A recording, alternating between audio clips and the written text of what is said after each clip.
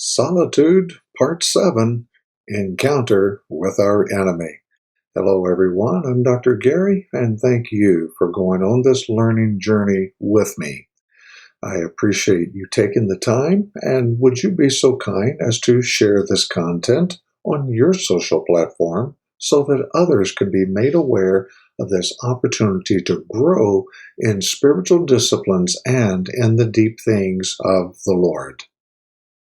We ended our previous shortcast with the idea that solitude is not a place of weakness, rather, it is a place of strength. You can go back in the archive and review that previous shortcast. Now I want to consider some historical reports regarding solitude. The 4th century AD was a key inflection point in church history. That's when the way of Jesus was legalized in the Roman Empire, and for the first time, Christians went from being persecuted as a minority to political majority. At first, everyone thought it was the best thing ever. No more dying in the arenas, no more martyrdom. But then, cultural Christianity started to infect the church like a cancer. Compromise and corruption became widespread. In response, thousands of men and women left civilization behind and went off into the deserts of North Africa, Judea, and Syria. What is interesting is that their paradigm for going into solitude was not Sabbath rest, it was spiritual war. For them, the eremos, or the solitude place, wasn't the place to go to slow down, breathe, decompress, and reset your sympathetic and parasympathetic nervous system, though there is a place for all of that 100%. But for them, it was a place to go to encounter your demons, literally. The biblical text they anchored their life in was Matthew chapter 4. They said Jesus went into solitude to face down the devil. As followers of Jesus, we should do the same. This was the westernmost point of civilization in the European world. Their goal was to fight back against chaos of civilization and to face down the devil. Now, the whole point of this for our desert fathers was not to escape, but to engage. Not to play defense, but to return to offense. Because Christianity was now Main Street, we're no longer the entertainment in the arenas with wild animals tearing you apart. But new battles emerged that needed to be defeated within Christianity. As a result, there were monasteries and monastic orders that spread all over the world. Off the southern coast of Ireland is a small island called Skellig Michael, meaning Rock of the Archangel Michael.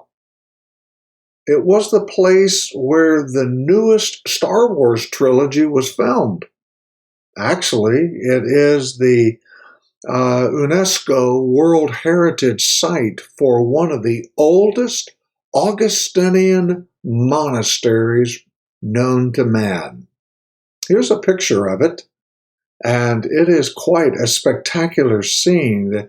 The picture doesn't quite do it justice to understand those green, grassy-looking areas are actually drop-offs straight down into the North Atlantic. But notice the structures and pay attention to the order of how this was built, and As a person who has been in construction and commercial construction before, I'm asking myself, how in the world did they get all of that material there? And how did they think of this? And how did it all fit together as a blueprint? Well, here it is.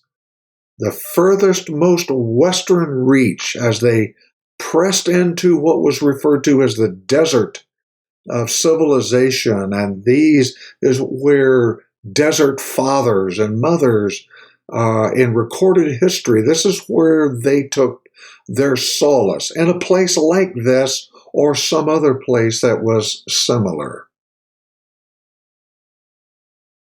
This is not how we think of solitude, silence, and stillness. One of the reasons people abandon the practice of solitude is they are expecting a private spiritual wellness experience. The truth of the matter is it's more like a war zone. The Desert Fathers gave us a simple 3-step pattern.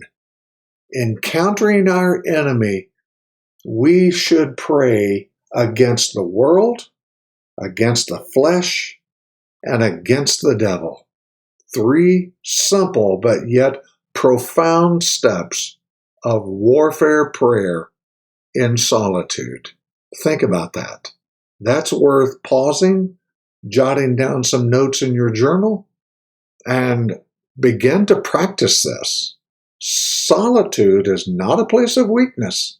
It is a place of strength.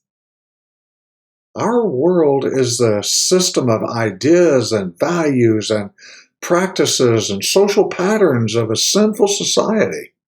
The flesh is our base, primal, animalistic drives for self-gratification. It is our lust, our greed, and our fear. The devil is the personification of evil, a real spiritual being who is the animating force of evil in our soul and society. Well, we'll continue this discussion in our next shortcast, but this one is just deep. It's rich. It has a lot of content here. And I trust that you'll take some time to take some notes and journal ideas and begin to think how to implement and put this into practice to pray against the world, the flesh, and the devil. Well, we'll continue this discussion in our next shortcast. Again, would you be so kind to share this material on your social platform? I would be grateful for that. Until our next time to meet, we bid you Godspeed. Bye for now.